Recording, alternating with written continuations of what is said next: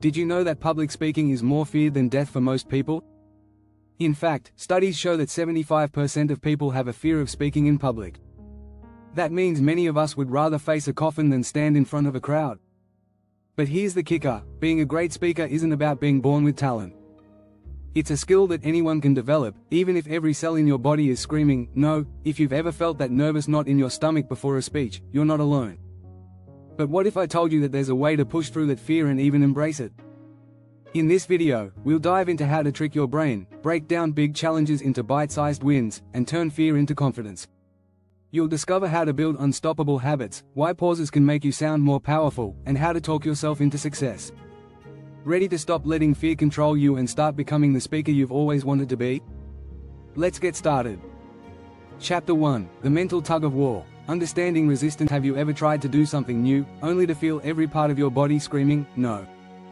It's not just you. Every time we push ourselves out of our comfort zone, our brain throws up resistance. Studies show that the brain's primary job is to keep us safe, which often means avoiding anything that feels risky or uncomfortable. But here's the truth: resistance is natural.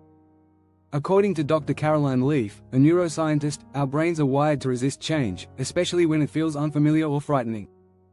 But that's exactly why you need to face it head-on. Understanding resistance is step 1. When you feel those nerves before speaking, remember, it's your brain's protective mechanism at work. Instead of fighting it, acknowledge it.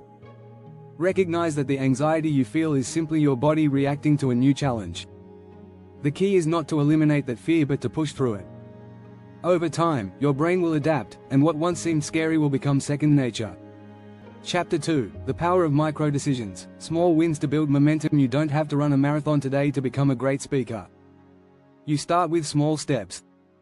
Atomic habits, as James Clear explains in his best-selling book Atomic Habits, show us that tiny changes lead to massive results. Think of your speaking journey as a series of micro-decisions.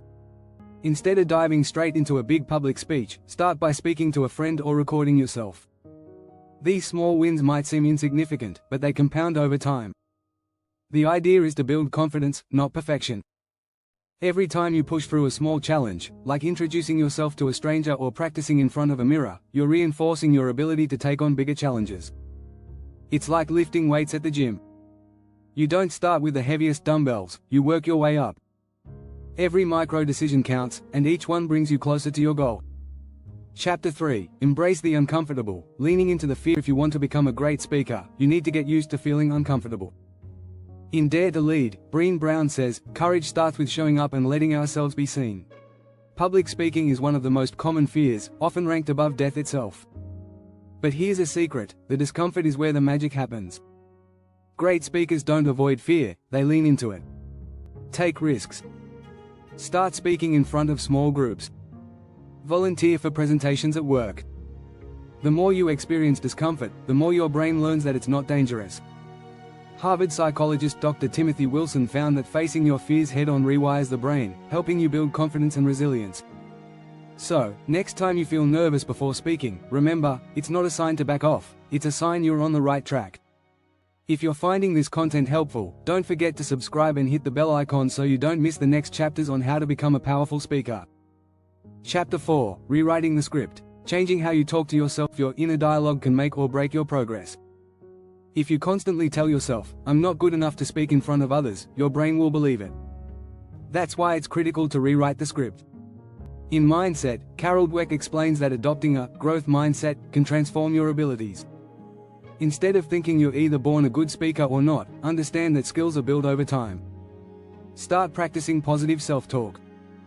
Every time a negative thought creeps in, replace it with an empowering one. For example, instead of thinking, "I'll mess up," tell yourself, "I'm improving with every speech." A simple shift in how you talk to yourself can help reprogram your brain to embrace challenges rather than fear them. Remember, the most successful speakers, like Tony Robbins, don't wait for confidence, they build it by choosing to believe in their abilities. Chapter 5: The Power Pause. How silence can skyrocket your authority. One of the best-kept secrets of powerful speakers: silence. You don't have to fill every second with words. In fact, pauses can make you seem more authoritative. According to communication expert Judith Humphrey, pauses convey confidence, allowing your audience to digest your message. When you speak without rushing, you show that you are in control. This doesn't mean you should freeze up, but strategically timed pauses give your words more weight. It's not just about what you say, but how you say it. Next time you speak, practice slowing down and using pauses to collect your thoughts. A well-timed pause can make you sound much more professional and in control than speaking in a rush. It's a simple technique, but incredibly effective. Chapter 6, The Habit Stacking Hack, Making Speaking Practice Unstoppable. The best way to build any skill is to make it a habit. But how do you stay consistent with something as intimidating as public speaking? The answer: habit stacking. James Clear suggests attaching new habits to something you already do. Want to practice speaking every day? Stack it onto something that's already part of your routine, like brushing your teeth or having your morning coffee. For example, you could practice speaking for 2 minutes every time you sit down for lunch. Over time, this habit will become second nature, and you'll notice your confidence improving without feeling overwhelmed. Habit stacking removes the pressure to practice for hours at a time, making improvement feel much more achievable. It's about consistency, not perfection. Start small, and watch how those moments add up. Enjoying this content? Make sure to subscribe to get more tips on mastering the art of speaking and turning your fears into your strength.